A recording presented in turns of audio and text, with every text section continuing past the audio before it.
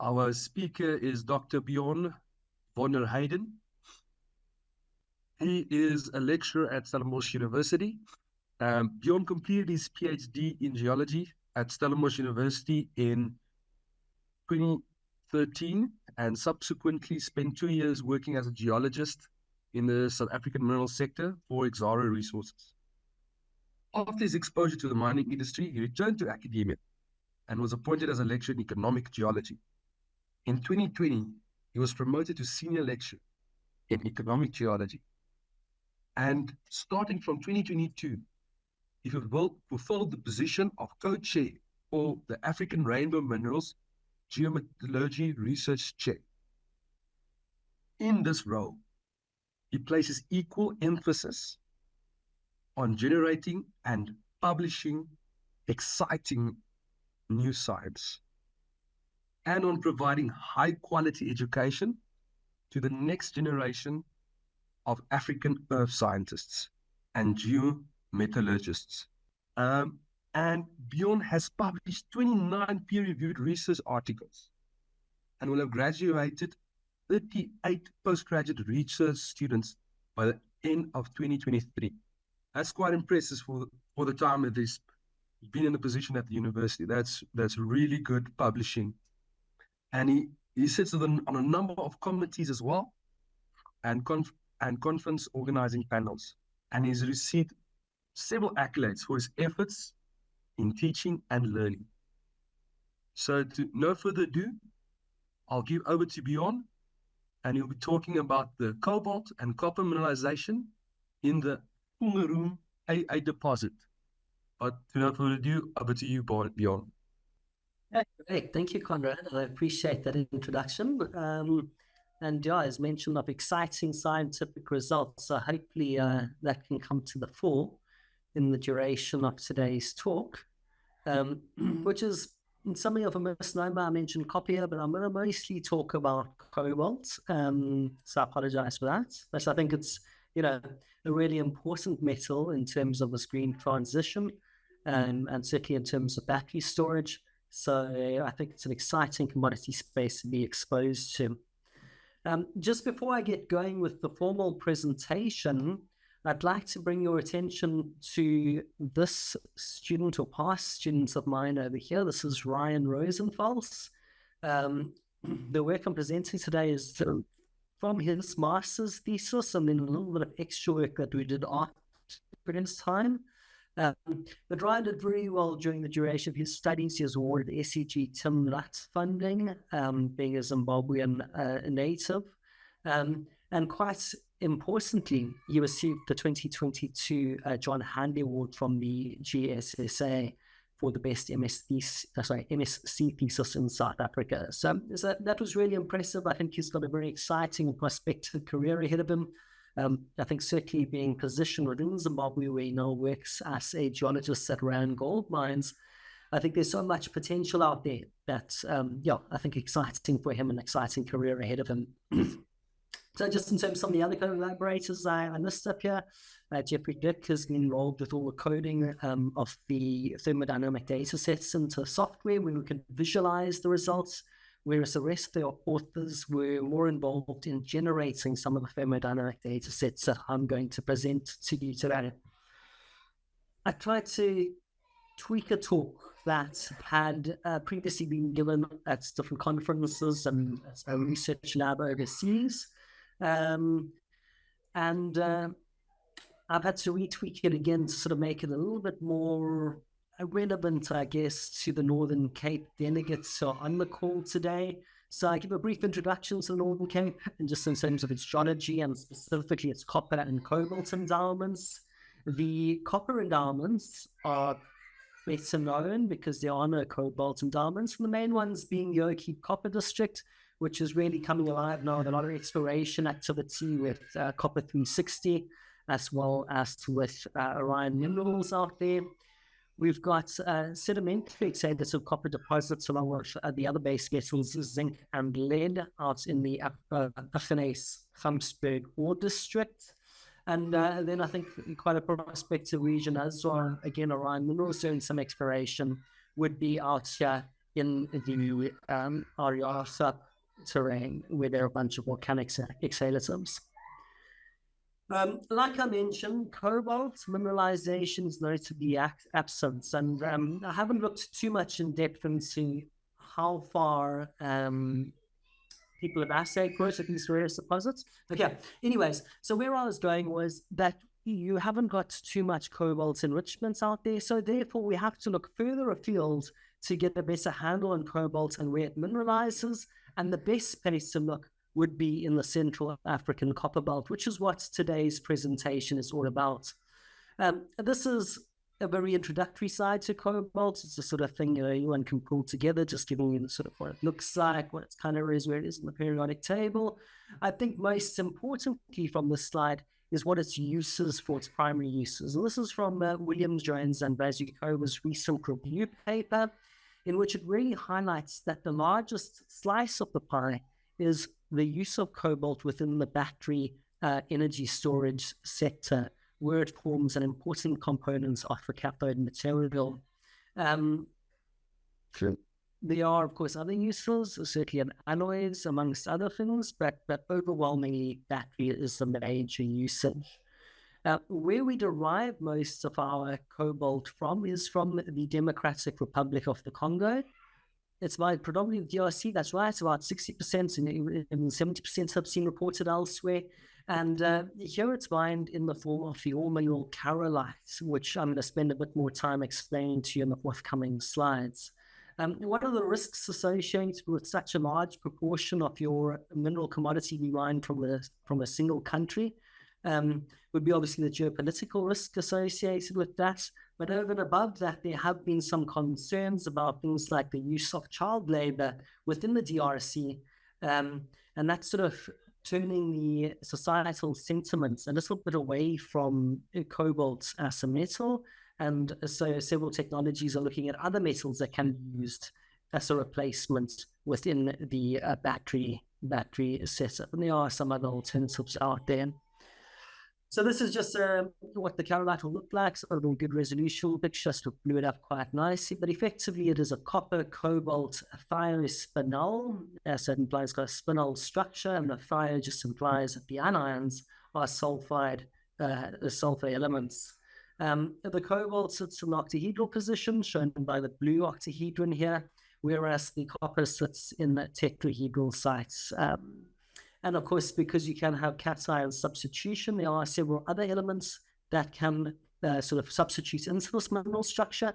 And these include nickel and iron, and you can get things like excess cobalt or excess copper within the mineral structure. Prior to sort of this burgeoning boom in the batteries sector, cobalt was, I guess, a bit of an overlooked element, and so there hasn't been as much science conducted specifically on the carolite, and so up until recently there really has been a dearth in trace elements chemistry data, as well as for thermodynamic data sets for this very important mineral phase, which, like I mentioned earlier, is really the major mineral host for cobalt in the DRC, which in turn is a major supply term globally. In terms of Ryan's project, which I'm going to sort of run you through, plus a little bit extra, I'm going to use his project as a backdrop towards, first explaining carolite and explaining sediment-hosted stratiform copper deposits, and then get into the sort of importance of cobalt, as I already alluded to. But really, his project was broken up into three parts. The first was to do with just characterizing a newly discovered ore horizon, which they termed the Fungurume double eight deposit. It was found sort of through deep drilling below an existing known deposit, which is known as Fungurume 8 deposit. And at the time when that drilling took place back in 2019, when Brian started his MSc, it was obviously a very new discovery. It had some anomalous sort of trends associated with it. There's almost an extra ore body associated with one of the stratigraphic units, which is typically unmineralized. And so he sets out firstly to characterize it, then secondly to develop a genetic understanding of how that deposit formed. The final part of the work, which is the last part of my presentation today, is really to talk about the work that happened afterwards, which is that filling that knowledge gap of how Carolite thermodynamic data sets can help us to understand the behavior and mobility of cobalt in a Earth system. So I'll start with the regional geology and then an overall idea of what the mineralization entails. But effectively, the Central African copper belt is found to straddle the Democratic Republic of Congo and Zambia. There's several different regions within this copper belt. Today, we're going to be focusing on this external fold and thrust belt associated with the Litholian orogeny. And the orogeny was affecting sediments that are part of the Katanga supergroup. And that's a 10-kilometer thick sedimentary sequence where the sedimentation started from around 880 million years ago. And again, I just wanted to sort of put this into context for the delegates here from the Northern Cape. But if we compare the sedimentary sequence to one of the closest sedimentary sequences in Moorside, I'd say the number group, right? Number group is on the order of 1/4 of the thickness and slightly younger. And I was going to update this figure and use it throughout my presentation, but like I said, this is an adapted presentation. I kind of ran out of time, so I'm just going to go back to what I've used previously. And this is also nice for just a sort of global exposure to some other rocks. These are rocks that sort of make up the Grand Canyon, or the walls of the Grand Canyon. They are Paleozoic in age, and they are 900 to 1,200 meters thick, that package. So we had to compare the Katangan supergroup to these rocks over here. The Katangan supergroup was on the order of 8 to 10 times thicker, and again, that much older, about 300 to 500 million years older. So the reason I use this image is because I gave this presentation to the research lab at university or Arizona State University, and they were the team that conducted the thermodynamic data sets or work that went into generating that data set. So it's a useful backdrop. I hope it contextualizes the type of setting we're sitting in. In terms of the actual mineralization model, this is, I guess, a bit of a recap from your own third-year studies, but the mineralization within the Central African copper belt broadly conforms to what is termed a sediment-hosted stratiform copper deposit, where it actually represents a sort of type example because it is the most world-class deposit of this type. Effectively, what's happening then, you're looking at a closed basin architecture, which just implies the fluids that are circulating within that basin cannot escape, and instead they circulate, leach out metals from the basement and from the red bed sequences, and can redeposit them when the physicochemical conditions change dramatically, which is commonly believed to be here as a reducing front. So this instance over here, oxidized fluids, salinite fluids moving to red bed sequences, stripping metals like copper, which are adsorbed to the individual quartz grains of those red beds, or sort of the oxide coatings, iron oxide coatings of those quartz grains, and then remobilizing them to a reducing front, which is given here by, in this case, the Kupferschiefer shales, and that leads to a dramatic drop in the redox states of the system. So Kupferschiefer, another example of sediment-hosted stratiform copper deposits located in Poland and Germany. Not the topic of today, but another world-class example. As it's a hydrothermal, it falls under the hydrothermal subclass of deposits. And when I explain this to students, or when I'm teaching students about that subclass of deposits, I like to utilize this concept of a source transport trap model for ore deposit formation. What that basically says, it reduces a very complex mineralizing system into its component parts, which include what is the source of the metals, what is the source of the fluids that are ultimately going to transport or firstly solubilize and then transport those metals. And to an extent also, there have to be some ligands present. Those are sort of anions, for example, which serve to enhance the solubility of the metals. And so we need a source of those as well. On the transport characteristic or criterion, we need to have some sort of fracture network that ensures that there is a hydronic permeability through the rocks and some sort of driver for fluid flow. And that can be either some sort of heat engine, a thermal source, or there can be some sort of orogeny taking place that is sort of squeezing the fluids through these fracture networks. And then, of course, we need a trap site, and the trap site typically has to be an efficient trap site, so you get concentrated high-grade deposits, and preferentially we'd like it to be nice and close to surface so that we can mine it quite accessibly. So those are some of the considerations. If we had to apply those considerations to the Central African copper belt or to a sediment-hosted stratiform copper deposit, certainly for the Central African copper belts, the source of the metals is sort of a bit contentious. There's different theories abounding, one being those surface coatings on the red beds, another one being that there are ultramafic rocks in the basement, and a third one that I heard just this week is that there might be underlying copper porphyry systems. I haven't validated that, but it is something I heard this week. Source of the ligands responsible, I've mentioned before, these are highly saline fluids. So there are some evaporite sequences within the Katangan supergroup, or they were and they've been dissolved. And in terms of the transport, it's a basal fluid circulating within that closed basin. It's oxidizing, it's saline, like I mentioned before. And the trap site is commonly regarded as being that interaction with the reducing shale-rich layer, organic carbon-rich shale layer. And as you'll see later on in the talk, I think it's a little bit more nuanced than that, but we'll get into that as we go along.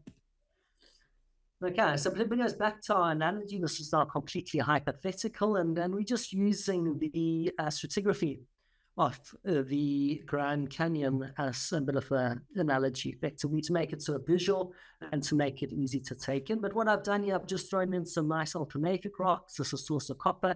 I've also thrown in the nice oxidized red beds, which look like those, formations, those caverns formations in the sort of Free State area.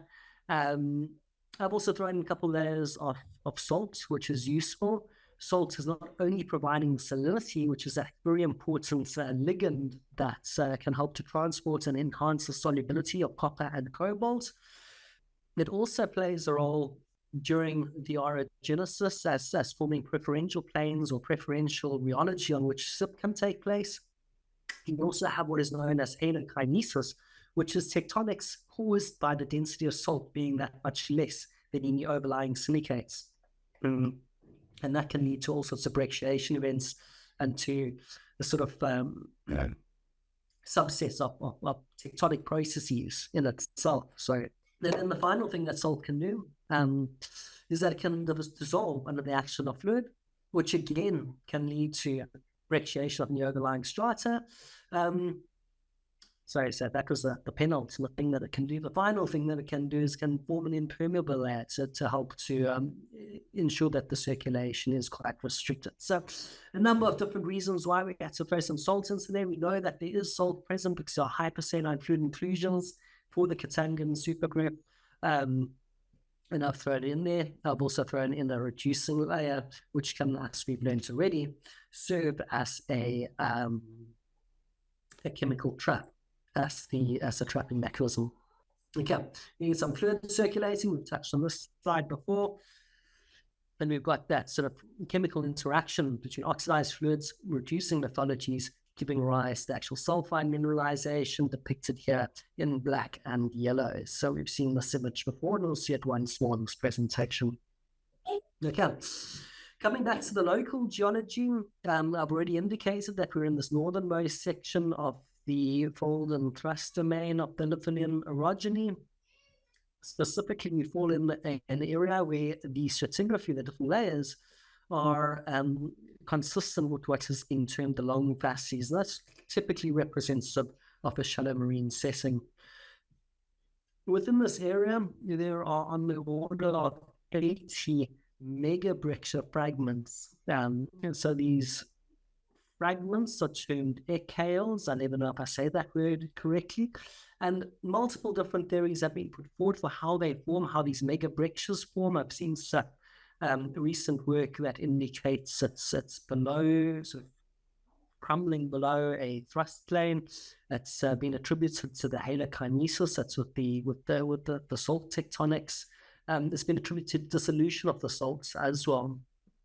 Specifically, the Teko Fungurume deposit is sitting towards the easternmost end of the Stepita syncline, and it's only one of these aircales that is mineralized. And in fact, at the time I put this together, there were 50 aircales that had been drilled, and of those, 35 were mineralized. It really is a world-class resource. It comprises on the order of 857 million tons at 2.9% copper. And, if we compare that to deposits from the Northern Cape, you also see it's sort of orders of magnitude larger than the individual deposits there. So it really is a world-class deposit. And I think that's something we can't really contend with. So as like I mentioned, we needed to brecciate up our rocks a little bit. So I've added the brecciation events, have dissolved the salts from the underlying layer. That's nice and useful because it means that the chloride becomes available for transporting copper up these fracture networks and potentially giving rise to additional mineralization. Coming back to the deposit itself, I've shown you before that it was discovered below the Fungurume 8 deposits. And in the typical sort of Fungurume district, and certainly in the 8 deposit, the mineralization is constrained to two quite well defined and quite discrete ore bodies. There's a lower ore body, which is located in the D strat and RSF units. I'm not going to go into what these acronyms mean. They're all like French terms. I can never remember them. And an upper ore body, which is found in the SDB unit. So you can see where they are in the sort of stratigraphic diagram over here. What I want you to understand is that in the Fungurume 8 deposits, you've still got the lower ore body and the upper ore body. However, they've got this anomalous cobalt enrichment that is additionally found in the basal members of this SDS unit, whereas up here, the SDS unit is completely barren. So that's really what precipitated this project, what sort of led us undertake this project, is what are the differences between the two deposits. Can we quantify those differences and understand why you have this anomalous enrichment of cobalt that grades up to 3 to 4 weight% in places? So to do that, we did a sort of very detailed intercomparison exercise between the two deposits. I apologize for this figure. I always say that it should be another way around. Fungurume 8 should have been above the 88 as we see it in its tectonic environment. But notwithstanding that, what we notice is that within both of those units, the lowest 2 meters, is a slightly a different lithology to the bulk of the unit itself. So in the 8, it's a siltstone that grades upwards into a sandstone, whereas in the 88, it's a mudstone that grades into a shale, so more laminated in the top. When we looked at it in the context of its mineral bulk rock chemistry, and the differences we see were sort of in the lithologies were reflected in the proportions of the clay minerals for the different units. We looked at it in the context of the total carbon and the total organic carbon, because carbon is a very important reducing agent. But the results are sort of non-diagnostic. They didn't really show anything.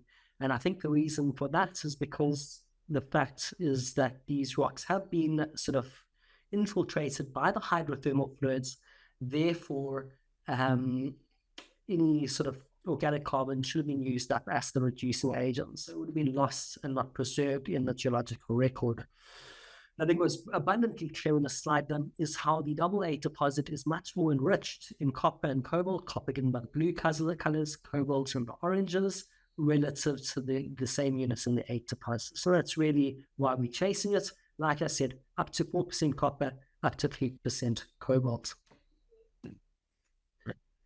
In terms of the actual types of sulfides that were present there, the major sulfide is carolite for the cobalt mineral, and then chalcopyrite for the, and to a lesser extent, bornite for the copper minerals.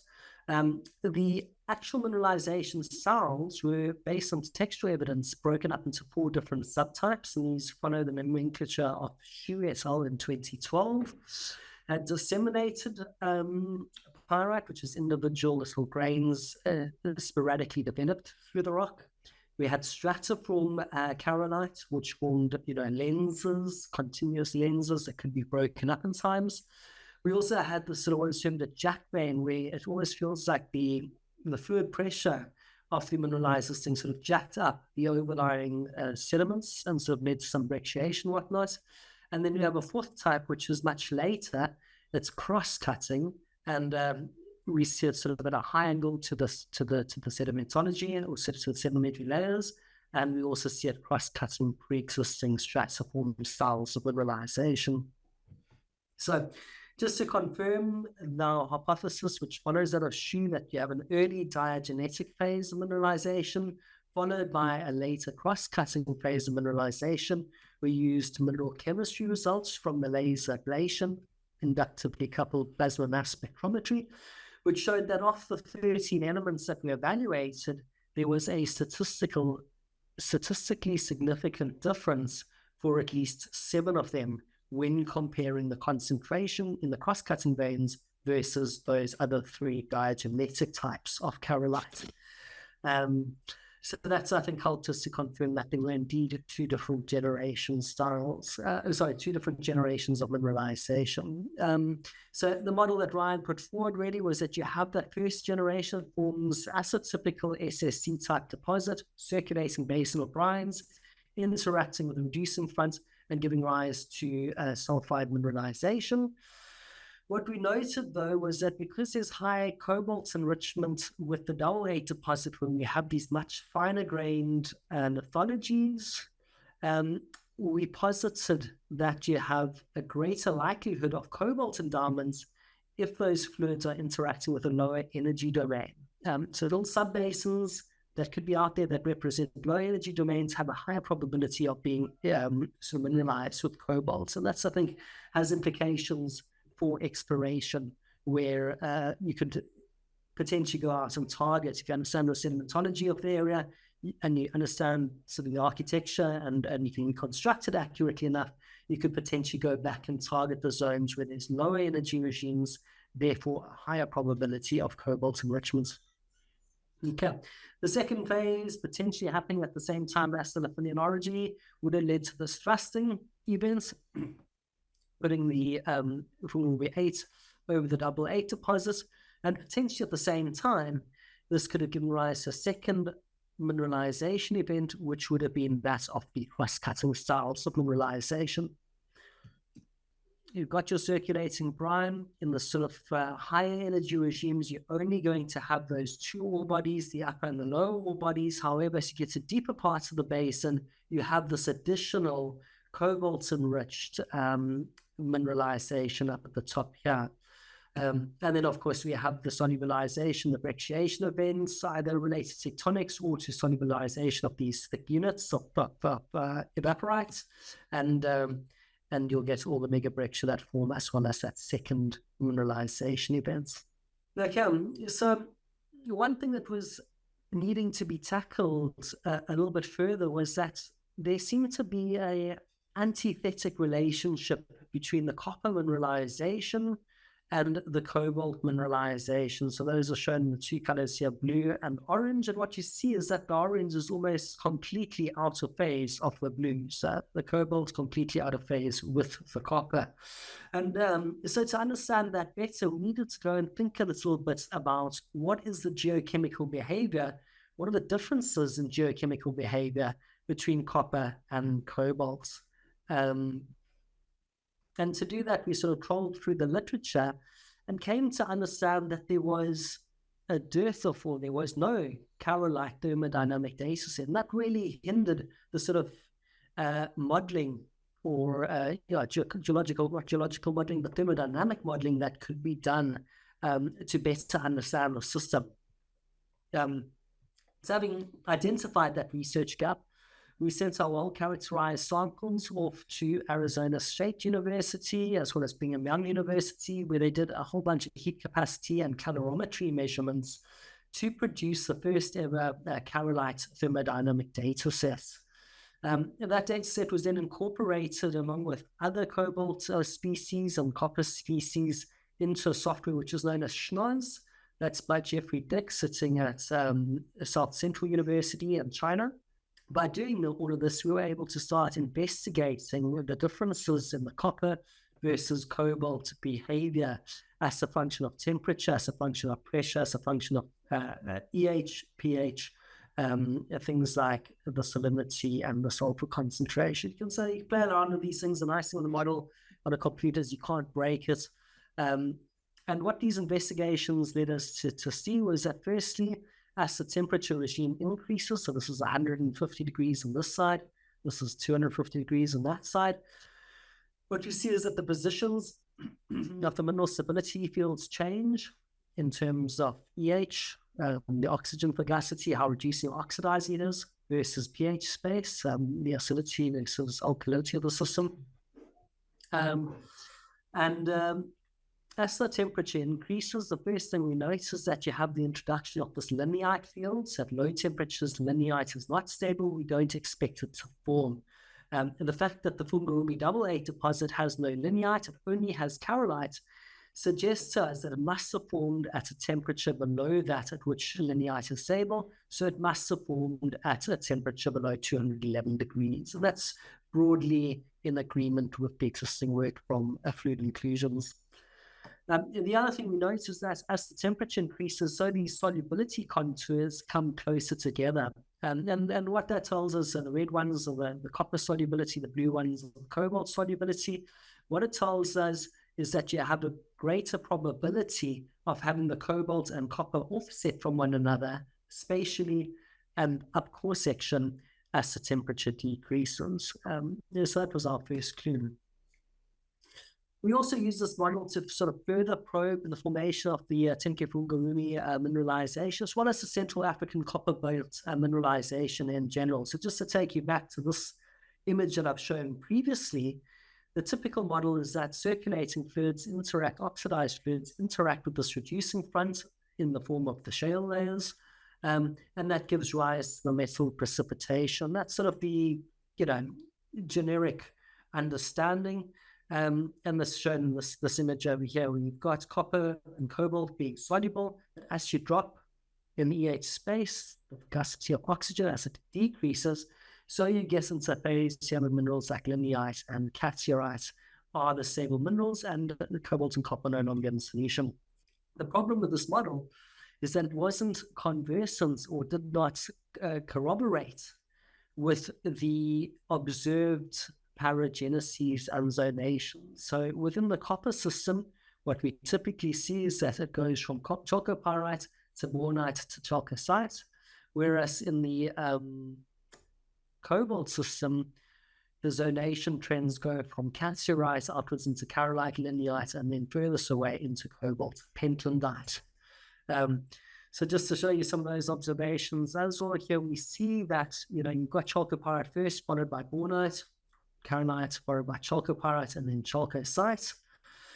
Whereas in the stability fields of the copper system shown here, if we're going downwards on this y-axis, what you'd anticipate finding is chalcocite stable first, then bornite, then chalcopyrite. And that's the exact opposite of what we're seeing. We're actually seeing it the other way around: chalcopyrite first, then chalcocite, chalcopyrite first, then bornite.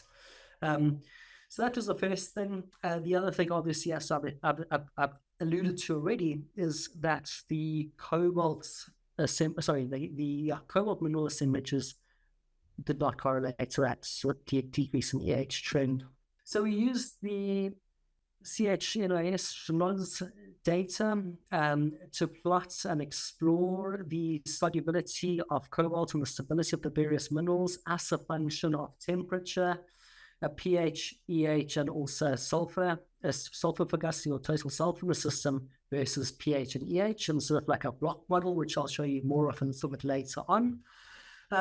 And what the blue arrows are looking at are the directions you'd have to move on each of these diagrams in order to achieve a mineral paragenesis that is consistent with what has been observed in nature. And we see that we can get that if we increase the pH of the system, if we increase the log FO2 of the system, if we decrease the temperature of the system, and if we decrease the sulfur fugacity of the system. And that's why I said, when we understand these SSC-type deposits, I don't think it's just a function of hitting that reducing front. I think it is a little bit more nuanced than that. And this work, just again on the laser ablation, inductively coupled plasma mass spectrometry, LAICPMS, again, was mineral-specific mapping of elements within an individual carolite grain. Like I said previously, trace element data was not available for this mineral, so that was part of filling that knowledge gap. But what I'm showing here is that the sulfur over selenium ratio, which is commonly used in magmatic systems, is decreasing as you go outwards from the center of the grain. So that tells me that the sulfur concentration, at least relative to selenium, is decreasing as the grain has grown, as the grain grew, right? And I think that's consistent with this drop in the sulfur activity in the system, giving us the correct mineral paragenesis, mineral zonation trends. I sort of got a little bit deep into these pH diagrams, quite a lot to take in. I'm going to come back round to the sort of implications on a global scale of why I think it's so important to understand the fundamental behavior of metals like cobalt and copper in a terrestrial system. And this is just, again, going back to cobalt demand. Some of these slides are a little bit dated by this point, but what we see is that cobalt certainly is in dire need to sustain the growth in the battery sector. And these are just all the different battery factories that are being set up in Europe as of 2022. We also see that the demand for cobalt is going to increase dramatically relative to the current demand, along with other battery metals like lithium and natural graphite. So I think cobalt is going to be important. Copper, for similar reasons, also needed in the green transition. I think in electric vehicles require 4 times more copper than a conventional vehicle. So we will be needing copper for this transition as well. So to understand the fundamental behavior of these elements in the system, as a sort of guide in our exploration practice and our understanding of the genetic models that we utilize in exploration, I think is of critical importance. To, this slide I probably could have left off, but it's just another way of showing that source transport trap model, which is to say that if we have to go out and explore for the next cobalt deposit or the next copper deposit, we need to understand the source, the transport, and the trap mechanisms. It's just all shown in the other way. Certainly, at the early stages of exploration, our benchtop studies, understand the tectonic and the province and district scale settings, and that's where you do your target generation. And if you understand how cobalt mobilizes, how copper mobilizes, because we now have the correct thermodynamic data sets, we can be better prepared towards understanding the systems that might give rise to good endowments of copper and cobalt. If you don't believe me on any of that, let's also find another implication coming from the work. It's just that we can plot these pH diagrams in our 3-dimensional space. The axes are annotated here, or on the rhetoric scale bars. But what I envision doing with this is to use it as a training tool for my students. I think it's quite important that students learn to think about, chemical systems in multi-dimensional space. And I can think of no better way of doing that than by using geological softwares like this is a Leapfrog to sort of plot out pH diagrams into a third dimension, either temperature or sulfur activity. And you can really play around with that software quite nicely and cut it at various angles or directions based on the reactions that you envisage taking place. For example, fluid mixing, what is that going to do to both EH and pH, and how is that then going to impact on the mineral stability? So that's something I look forward to experimenting with my third years in the coming year. All this material, the Schloss models as well as the Leapfrog model, are freely available through the Canadian Journal of Mineralogy and Petrography, I think it's called, website as a supplementary information to one of our publications. So if you'd like to learn more, if you're interested in what I've said, we've got a couple of papers out. You can go read up on the actual deposits characterization, read up on the actual thermodynamics, but heavy, and the most recent work just on the stability of carolites in pH space, and that's where you'll find all those different models available to you free of charge. So with that, I think I'll thank you. I hope I've taken up enough of your time. Hope I haven't taken on too long. Taken on way too much time. But yeah, any questions? Thanks, Bjorn. That was awesome. think if people are a bit shy, I'll try to break the ice with a question. My question is, Bjorn, ha- have you looked into some of the basement host copper deposits like the Lumwana deposit? I don't know if they have cobalt as well. From what I recall, it's quite low, the cobalt in them, in the basement hosted type of deposits. Look, I haven't. What I had thought to do was to use these models now and just to plot out all the different deposits in terms of the stable or parageneses, and to see whether we could put out a sort of regional trend in terms of the mineralization. But that would have again been for the contaminant supergroup. I don't think I would have applied it necessarily to the basement rocks. In those basement rocks, is it just bulk rock chemistry, or is there mineralization veins, or is it sort of sulfide associated mineralization? Sulfide mineralization is much lower grade than the I mean, Katangan. magmatic. Is it magmatic Yeah, sulfide? well, you've got like chalcopyrite, bornite, copper sulfides. So there's also, like, for example, the basement rocks. There's also reducing fluids in it, but it's just deformed. You can't really recall what was the protolith. So but it's much lower grade than the Katangans. But it's part. There's this. You mentioned the three theories. This one that it's from the basement fluids, and you said one for copper porphyry, possibly. So I don't know if there's a link, or it's sitting in the sediments. It's probably the source. Like we're talking about the fine grains. It was more fine grain area. Source as a.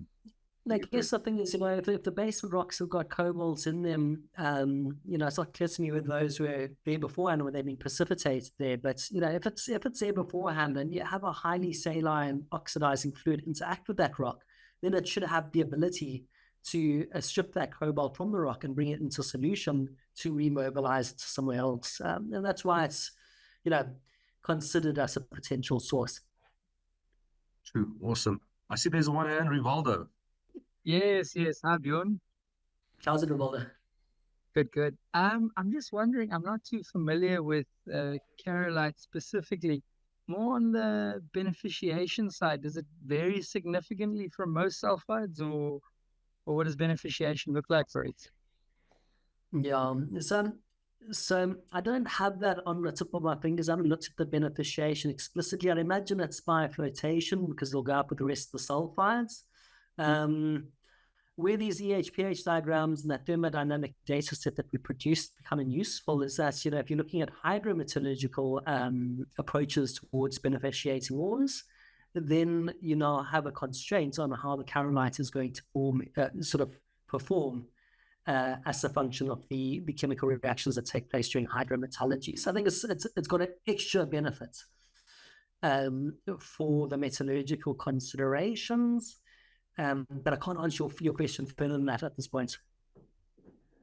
No, that's perfect. Okay, thank you so much. I'll definitely look into it a bit as well. That can take you back to your third year. Most definitely. Good stuff. Harry? How's it, Bjorn? Thanks very much for the talk. That was very, very interesting. I was just wondering, on the Fungurume side specifically, the mineralization, is there any sort of structural controls in terms of where the mineralization sits, or is it primarily just on those nice reducing units?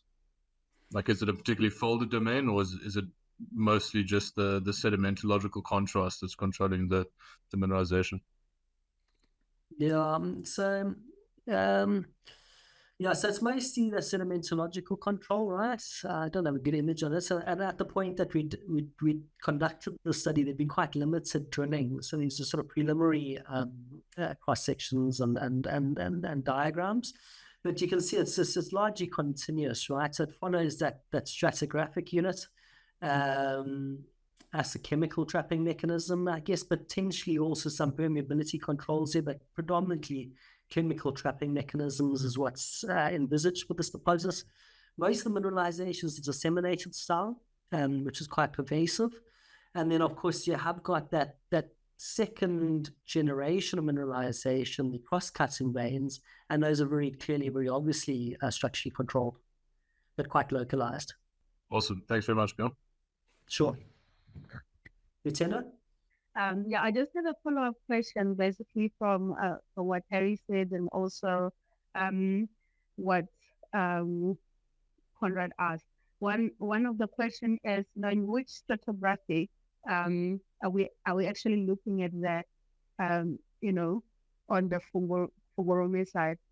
So maybe you shot this earlier on in terms of the strat, and I can't remember. Sure. So on the current slide that we're looking at the moment, right, you're in the Rowan group, right? And we're in the mines subgroup, which is where most of the mineralization is located, right, throughout the Central African copper belt.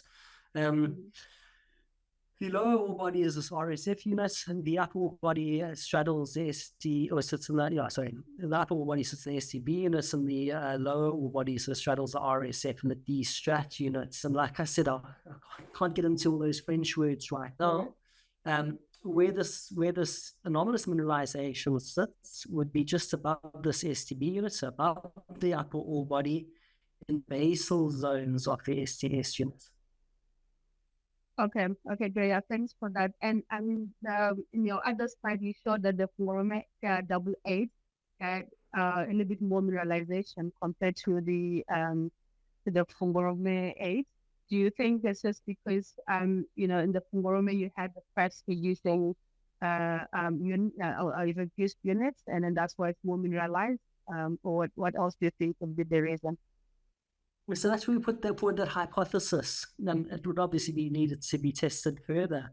But in the double eight deposits, the lithologies in this STS unit, even though they're both called the STS unit, they're slightly different lithologies. This one's more a sort of mudstone shale, whereas this is more siltstone sandstone setup. So I think it's the fact that the STS has got different lithological properties. It's more reducing, being a sort of a finer grain lithology, probably more carbonaceous to begin with. And so that's where we posited that if you had a sort of a quieter sedimentary environment where you can accumulate these more shaly type materials, those are the ones that could ultimately become mineralized with cobalt enrichment. So if you have to go out and reconstruct the basin architecture and look specifically for zones where there's sort of quieter environments and accumulation of these finer grained lithologies, maybe more carbonaceous lithologies, that would be your exploration target for additional cobalt mineralization. Yeah, thank you. Thanks for that. Sure. Conrad? Loni was saying, thank you so much, Bjorn. Awesome talk. Gave me a refresher and extra insight when I worked in the DRC on a copper cobalt deposit. Bose said, thanks a lot, Bjorn. I'm working on the Kalahari copper belt. This presentation has been insightful as there is a number of similarities between the copper belts. Also, Lieutenant, again, thanks, Bjorn, for the talk. Very informative. Evelyn, thank you so much for the talk. I've learned a lot. Daniel, thank you, Bjorn. Very interesting. My question that I wanted to ask Bjorn, and I'll leave it open for 2 more questions. If there is any other questions, please raise your hand. Correct me if I'm wrong, but I think on the Congans, not the Congans, it's in the Congo side, there's more cobalt compared to the Zambian side, and I think that might be because obviously the basement has different lateral, the lateral correlatives are different, and so obviously your trap will be different. You have finer grains. Could that be the reason for the increased cobalt? I think that's what you're explaining. Am I right, or am I not understanding it right? I don't know. Yeah, so that what we were talking about, the trap size, quite a localized effect, right? Where everything else is the same. We're talking about comparisons between the Congo and Zambia. You're talking vast differences. There are a lot of parameters that can be different. Yes. I would say the fluids in the system throughout must have been cyanide oxidizing. So that would be the one thing that is quite consistent throughout the copper belt. And then there might be different mechanisms for the trapping and all the rest of it. And that's where you could apply these models at individual deposits. to better understand your individual deposits. So I wouldn't go so far to say that, the finer grained lithologies are the reason why there's a difference between Congo and Zambia. I have seen some work where they look at the basement lithologies, and you might have your basement rocks that are markedly different between the two countries, and that could impact on the metal tenors. But I haven't worked in Zambia, and I haven't looked at it in too much more detail than that. So I guess I just caution against extrapolating too far what we see on the mine scale to sort of regional scale. Awesome, because what you're alluding to now is the source, because if the basement is different. Also, if you want to take that back to the beginning of your talk when you talked about the Northern Cape, that we don't have cobalt deposit, we do have copper, and that's a total different basement. If the basement played a role there as well, I'm not sure. I haven't worked in that area as well. I don't know if you want to just say something on behalf of the Northern Cape branch, if nobody's going to answer the last call. Yeah, no, thanks for that, Conrad. Thank you very much, Björn. Yes, that was very informative, and like I said, quite a refresher as well. And always struggle to say éclairs or the French words, always tough. But thank you very much for that. This was a great turnout, one of our best that we've had for online talks. Thank you very much. And sorry, I see Jeremy Whitley has his hand up.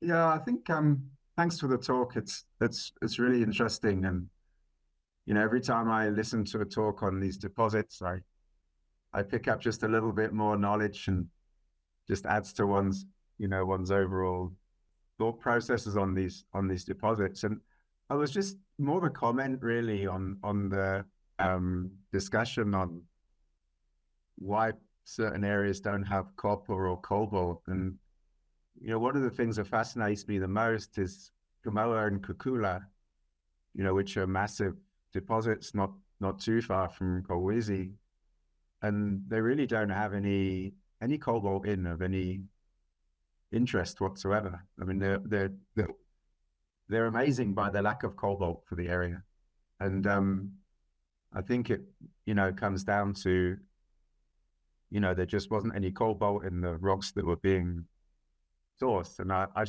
don't know if anybody has any thoughts on why that deposit has so little cobalt. Mostly none. Yeah, Jerry, good observation. I haven't looked at those deposits explicitly, but I think there's two things here. It could be that the fluid itself doesn't have the cobalt in to begin with, or you could be sitting on one of these THEMS diagrams. That's why I say that sort of exercise of running through all the different deposits and plotting their mineral stabilities. Let me just find the right figure. You might find that you're sitting somewhere in this zone or somewhere in this zone over here where you are below the sort of copper transport window given by these red contours. So the red contours imply that the solubility is dropping from 100 to 10 to 1. And similarly, the cobalt one is, dropping over here. So if you're sitting in a situation where conditions in terms of pH, EH, temperature, sulfur activity, whatever the different conditions are, that you are below the copper transport window, your copper has dropped out, but you're not yet below the cobalt transport window, you won't necessarily have dropped out your cobalt yet. So even though carolinite's stable, most of the cobalt sitting up here will still be in its aqueous complex form. And that's where I say, and I might link it to a class project with my third years, I might get them to map them all out throughout the belts and see whether there are any meaningful trends that can be drawn from it. Might be nothing, might be a waste of time, but I guess that's just to sort of comment further on your comment. It's not just the fluid characteristics, but also the trapping characteristics. Yeah, no, thanks for that. Awesome, Bjorn. Once again, thank you. Thank you very much. Okay. Well, thanks everyone for your attention. Thanks for your questions, for your interest, and thanks for the opportunity to talk.